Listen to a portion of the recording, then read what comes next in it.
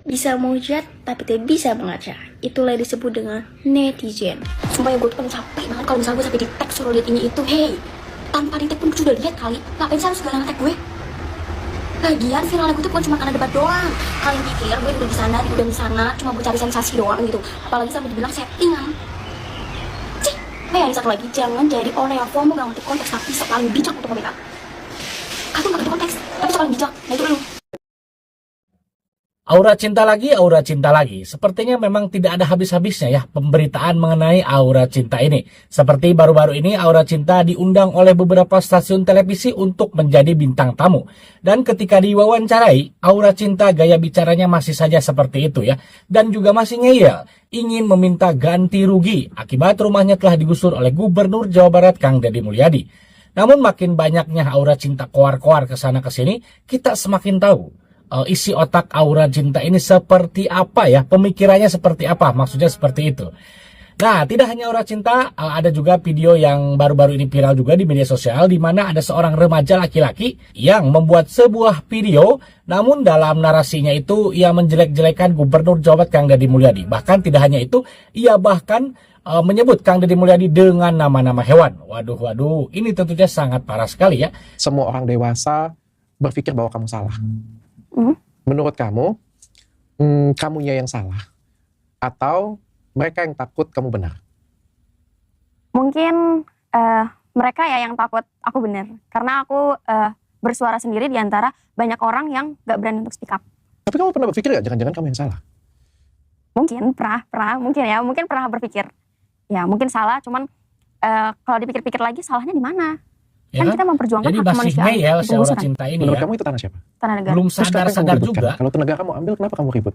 Kan gini, saya nggak mertahanin tanah. Kalau mau diambil ya silahkan. Kita kan cuma minta hak kemanusiaan. Karena kita digusur ini kurang ada rasa kemanusiaannya sama warga-warga yang terdampak, termasuk saya. Menurut kamu tanah itu haknya kamu? Iya kan, tapi saya kan nggak mertahanin tanah negara. Kan di notnya saya nggak mertahanin tanah negara. Saya cuma mertahanin hak kemanusiaan yang dimana para korban penggusuran ini tuh kurang. Maksudnya nggak dimanusiakan, nggak memanusiakan manusia. Oke, hak seperti apa yang kamu tuntut dari penggusuran tersebut? Karena penggusuran ini, menurut saya ini, penggusuran ini ngusir para korban ini seperti hewan. Jadi gusur tinggal gusur. Oke, seperti hewan tuh bagaimana? Dicambuk? Ditendang? Sedikit diintimidasi. Diintimidasi. Coba kamu cerita dengan saya bagaimana diintimidasi. Jadi tuh penggusuran ini kan nggak ada musyawarah ya, belum tahu tujuannya apa, terus proyek penggusuran ini dari siapa itu kan belum jelas. Tiba-tiba dikirimin SP dari Satpol PP, kirim surat, suruh tanda tangan, terus suruh pergi. Terus kalau misalnya kita nolak cuma mertahanin musyawarah, itu tiba-tiba ada preman datang nih dari Pemda, mengintimidasi sedikit sama orang tua saya dan lingkungan sekitar.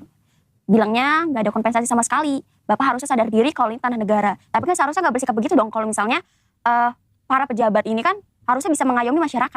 Oke, seharusnya menurut kamu harusnya bagaimana? Mengayominya bagaimana? Harusnya kamu dapat apa sih haknya? Namanya mengayomi berarti kan merangkul masyarakat yang tinggal tanah negara ya, terutama ya.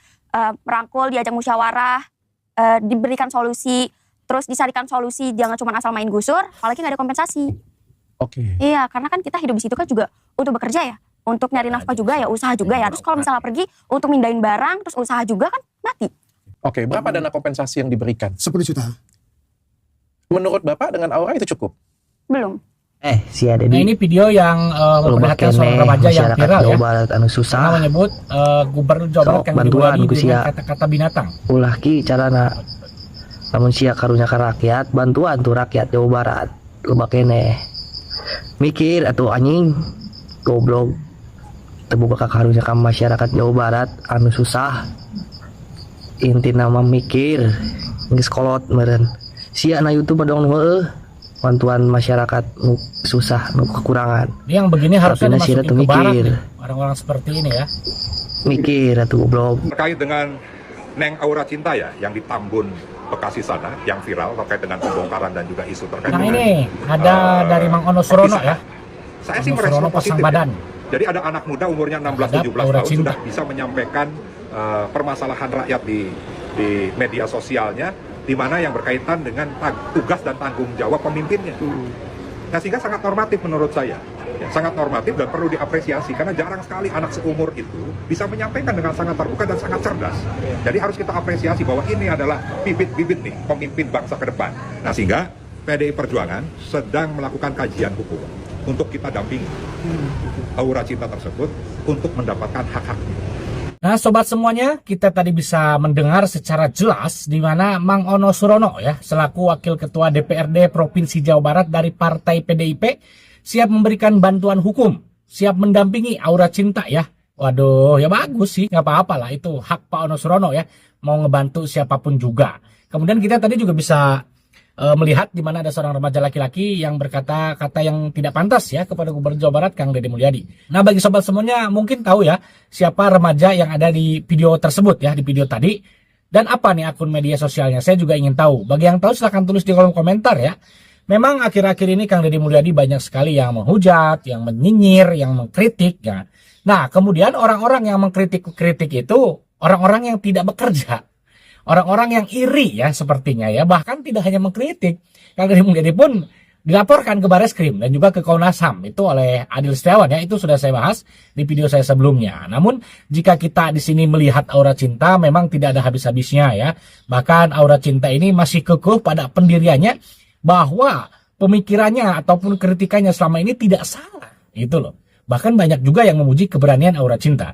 Namun kalau untuk keberanian, saya pribadi pun memuji Aura Cinta memang sosok yang berani gitu loh. Tapi jika kita mendengar ataupun menanggapi ya kritikan yang dilontarkan Aura Cinta ini seolah-olah Aura Cinta ini ingin menang sendiri ya. Kepala batu, keras kepala. Dia belum paham juga ya, bahkan dia masih ngeyel juga bahwasanya ia ingin tahu untuk apa sih penggusuran dilakukan. Lah, ini nih namanya tanah orang. Contohnya saya punya tanah nih. Kemudian saya mau ambil tuh padahal ditempati orang. Ya terserah saya dong. Itu terserah pemerintah ya. Itu tanah mau dibangun gedung kek, mau dibangun apartemen kek, mau dibangun bandara kek. Itu suka-suka yang punya tanah gitu loh. Jangan protes-protes seolah-olah penggusuran yang dilakukan oleh pemerintah ini jahat sekali ya. Dan juga Aura Cinta tadi kita bisa mendengar juga ketika diberi kompensasi uang kerohiman dari Deddy Mulyadi sebesar 10 juta rupiah tidak cukup katanya. Ini menurut saya bukannya bersyukur Aura Cinta ini ya, karena untung saja pemerintah ini tidak menuntut Aura Cinta, karena selama ini yang ia tempatin itu tanah negara. Lalu kemudian Aura Cinta minta kerohiman ataupun minta ganti rugi untuk apa? Itu tanah negara, Neng ya. Jadi di situ kita harus sadar diri lah ya. Jangan seolah-olah tadi katanya gubernur ataupun pemerintah ini tidak memanusiakan manusia. Loh, itu menurut saya penggusuran di Jawa Barat ini termasuk penggusuran yang manusiawi, yang baik ya. Di mana Kang Deddy Mulyadi selalu memberikan uang kompensasi kepada korban-korban penggusuran yang ada di wilayah Jawa Barat. Namun Aura Cinta mungkin dia kurang bersyukur ya, sehingga uang 10 juta itu tidak cukup ya. Kita jadi juga bisa melihat ekspresi dari Dr. Richard Lee ya, sepertinya jengkel gitu kan, ini anak kok ngeyel pada pendirian yang salah gitu kan. Padahal sudah jelas-jelas si Aura Cinta ini tahu bahwa tanah yang ia tempatin itu adalah tanah negara. Lalu apalagi yang ia tuntut? Karena ketika diundang oleh beberapa stasiun televisi, oleh podcast-podcast, Aura Cinta selalu menggunakan kata-kata ataupun narasi-narasi yang sama. Jadi tuntutan dia itu adalah ingin dimanusiakan manusia gitu loh. Nah, ini yang menjadi pembelaan dari Aura Cinta, bahwasanya ia jika ada penggusuran itu harusnya tuh Kang Deddy Mulyadi itu memberikan musyawarah gitu kan, memberikan solusi. Lah, solusi apa, siapa suruh gitu kan, dia tinggal di tanah negara. Bahkan beberapa hari yang lalu kita juga mendengar dari perkataan orang tua Aura Cinta ini bahwasanya sebelum digusur itu sudah ada pemberitahuan 1 bulan yang lalu. Ya, itu sebelum bulan puasa, dieksekusi setelah lebaran. Itu udah ada pemberitahuan. Kemudian sudah ada surat SP. Itu kurang baik gimana? Pemerintah ini sebulan sebelum dieksekusi sudah ada pemberitahuan. Tetapi kita tahu sendiri Aura Cinta ya, dia keluar-keluar sana sini, di podcast sana, di podcast sini, mengatakan bahwasanya ini penggusuran itu tidak ada pemberitahuan, tidak ada musyawarah, itu kan. Jadi itu Aura Cinta keras kepala lah, ini batu ini Aura Cinta ini. Ini kita bisa melihat ketika ia berdiskusi dengan Dr. Richard Lee dan juga beberapa orang. Kemudian yang terbaru dari Pagi-Pagi Ambiar tuh ada King Nasar, ada Dewi Persik. Masih sama Aura Cinta ini, ngeyelnya masih luar biasa. Ini manusia terngeyel 2025 nih. Kita nobatkan ya, apakah setuju Aura Cinta ini menjadi manusia terngeyel 2025 di Indonesia? Ini dalam hal ini, dalam konteks ini bukan berarti Kang Deddy Mulyadi anti kritik, bukan. Karena tentu saja Kang Deddy Mulyadi menyadari jika menjadi seorang pemimpin harus siap dikritik, harus siap dihina, harus siap dihujat, gitu kan, harus siap dinyinyir. Tetapi untuk mengkritik, kritiknya tentu saja kritik yang membangun dong. Kalau cuman berkomentar, kalau cuman kritik-kritik, bisanya cuman menjelek-jelekan, mencari-cari kesalahan gubernur, itu bukan kritik dong namanya. Itu malah bisa dibilang fitnah ataupun framing jahat gitu loh. Jadi mengkritik harus kritik yang membangun, kritik yang baik. Kalau cuman kritik-kritik, cuap-cuap, ngebacot doang buat apa? Itu kan gak perlu lah. Dan juga kalau emang mau mengkritik, kritiklah pemimpin-pemimpin ataupun anggota dewan yang malas kerja, yang tidak pro terhadap rakyat, yang hobinya jalan-jalan ke luar negeri. Nah, orang-orang seperti itu, pemimpin-pemimpin seperti itu yang seharusnya dikritik.